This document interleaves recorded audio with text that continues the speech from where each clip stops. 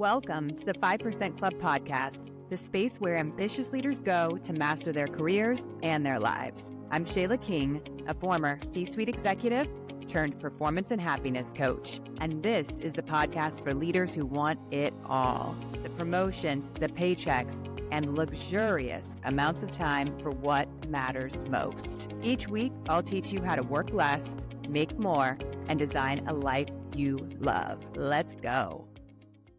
Welcome back to the 5% Club. I'm ShaylaMKing, your favorite executive coach. And before I coached executives full-time, I was one.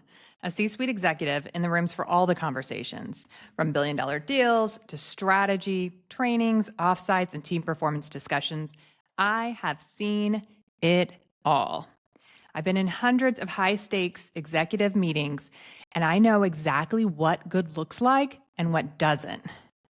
In today's episode, we are going to cover how to lead meetings like a 5% executive. This is part 2, the strategy. In part 1, we covered the mindset, the beliefs and identity you need to anchor before you ever speak a word. And today, we're getting tactical. This episode is all about strategy, how to prepare, what to say, and the best practices that help you run a meeting like the most calm, confident person in the room. Let's dive in.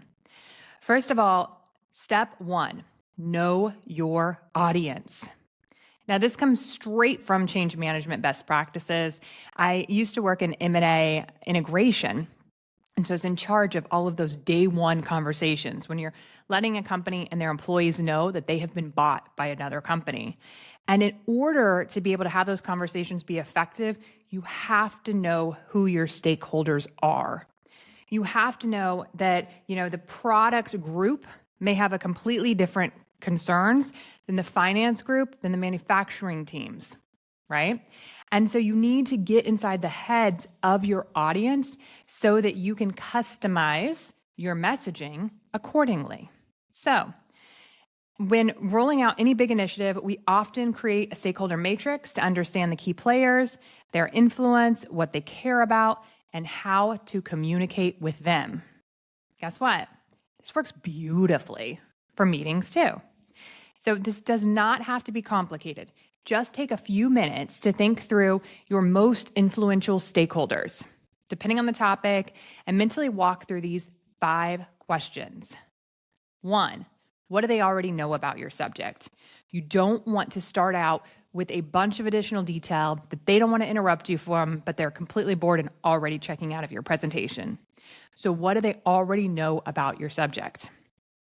2, whiff them. Have you guys ever heard this radio voice that's a recording live from WIFM? Whiff them is what's in it for me. So you need to think through your audience and think through what is in it for them. Write that out. Literally create an Excel with these 5 questions. What do they already know about your subject? What's in it for them?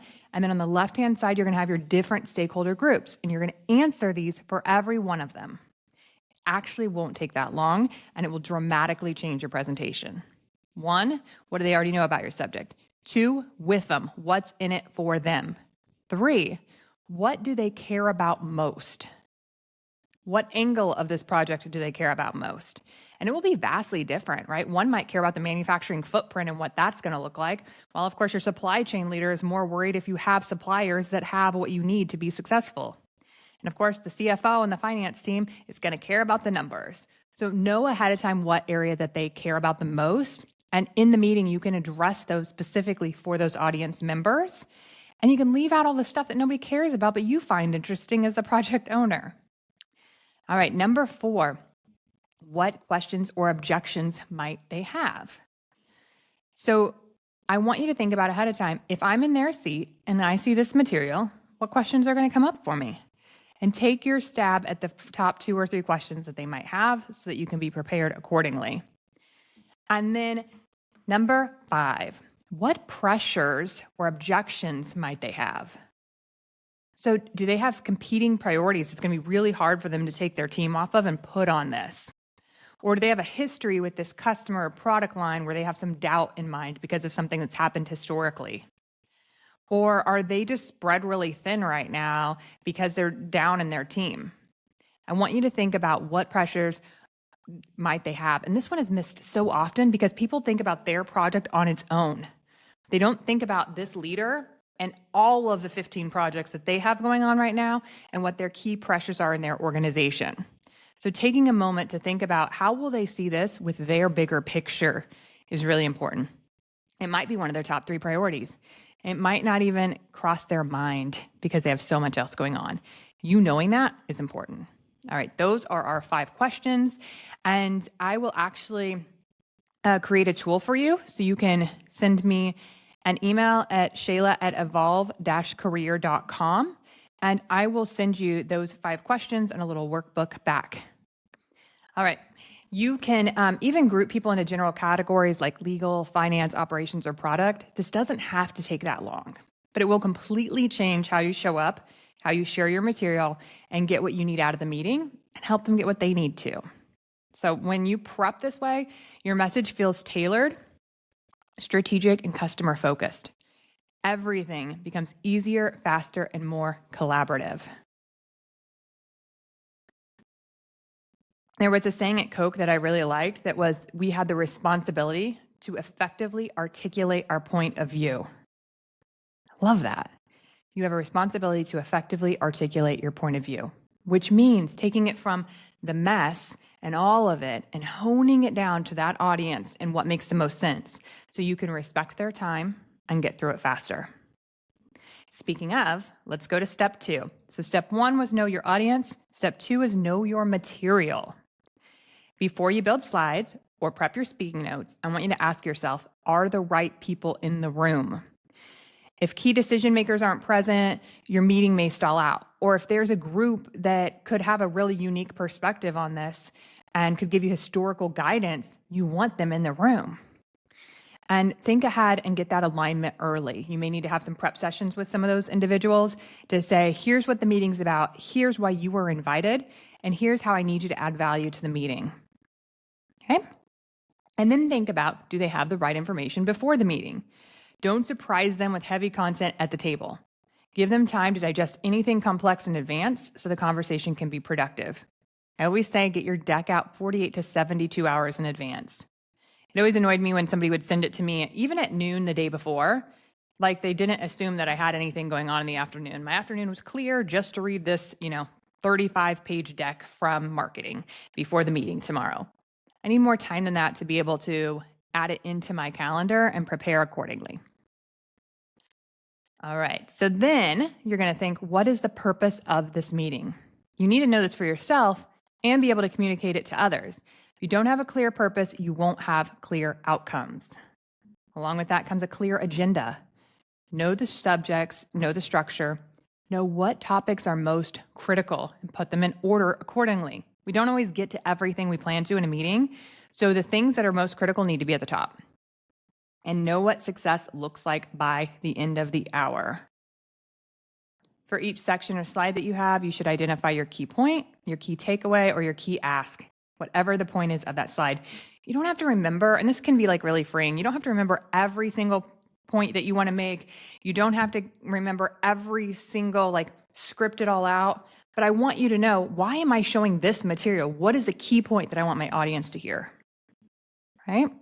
And so it keeps you focused and it ensures the conversation doesn't drift into updates or distractions. And you're allowed to pause and redirect if it does.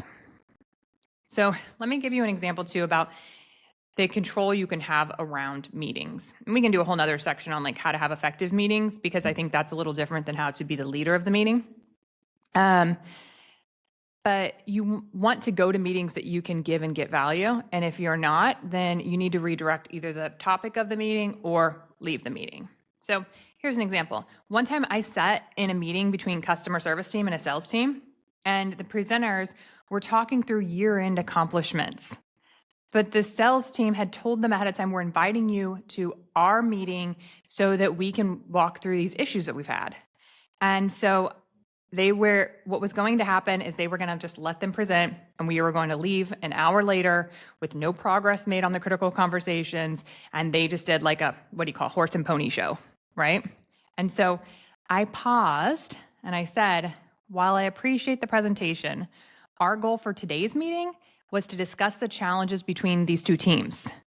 Let's table this for now and move into the conversation that will address the open issues and move us forward. People looked at me like a little green alien, and some of them were so grateful that I actually said the hard thing to get us back on track. We would have wasted 30 people's time in this meeting by not actually having the conversation it was designed for. So I need you to feel the power to redirect the meeting when appropriate. That's leadership. You are allowed to recalibrate a meeting if it's off track, especially when everyone benefits from getting back on track to the real work. All right. And then step 3, these are just some quick wins, executive meeting best practices. So these are some tactical tips that I give my clients that instantly increase your credibility. First, we talked about sending the deck out 48 to 72 hours in advance. It shows respect for their time and signals that you're thinking ahead.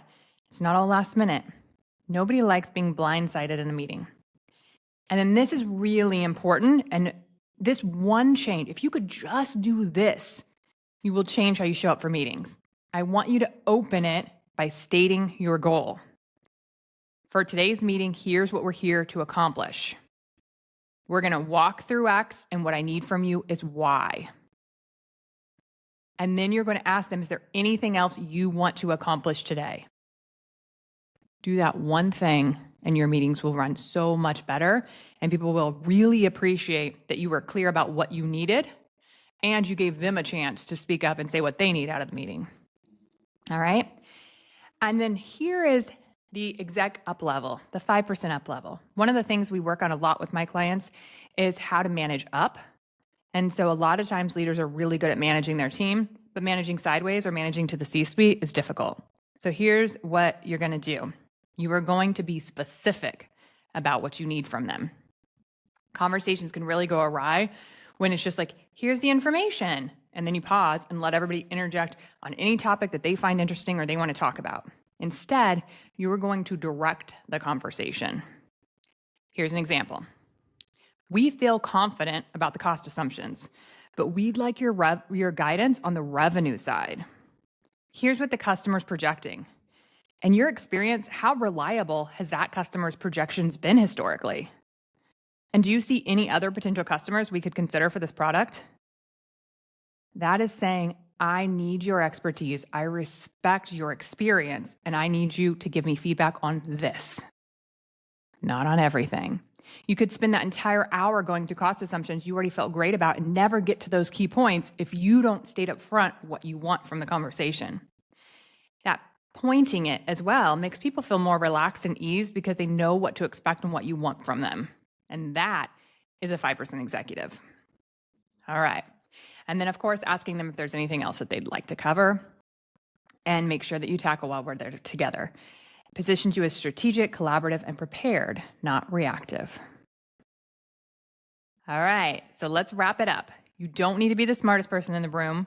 You don't need to be the clearest. When you take time to understand your audience, it will simplify your message, and you run your meetings like a leader, not just a presenter, and you'll stand out. This is the 5% way.